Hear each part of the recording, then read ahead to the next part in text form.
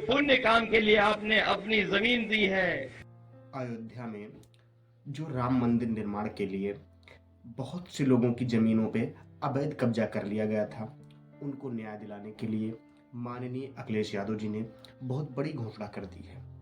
उन्होंने कहा है कि जब भी कभी समाजवादियों की सरकार आएगी तो जो जमीन अवैध कब्जा किया गया है मंदिर निर्माण के लिए, धर्म कार्य के लिए, उसका समुचित मुआवजा किसानों को दिया जाएगा, जमीन धारक को दिया जाएगा। पूरा प्रकरण यह है कि 2024 में भगवान राम के मंदिर का निर्माण पूर्ण हो गया और उनकी प्राण प्रतिष्ठा भी हो गई, लेकिन उनके निर्माण के लिए, मंदिर के निर्माण के लिए उसके आसपास की कई जमीनें को लिया गया, अधिकृत किया गया, लेकिन उनका समुचित मुआवजा उनके धारकों को दिया नहीं गया, जिसके कारण वह धारक अभी तक मुकदमा लड़ रहे हैं।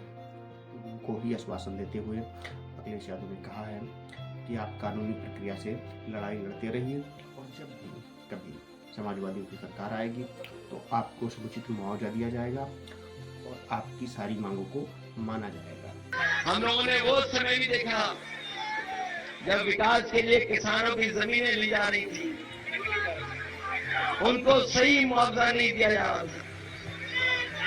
जिस तरह विकास की सड़क जानी थी, इन्होंने घर छीन लिए, लेकिन घर मकान का मुआवजा नहीं दिया। जो बाजार का भाव था वो तो दिया ही नहीं। हर गरीब की, किसान की जमीन छीन ली। यहां तक हमें याद है कि बहुत सारे लोगों ने सरयू में खड़े होकर के संकल्प लिया था, प्रतिज्ञा की थी। उन सबको भी इन्होंने धोखा दिया।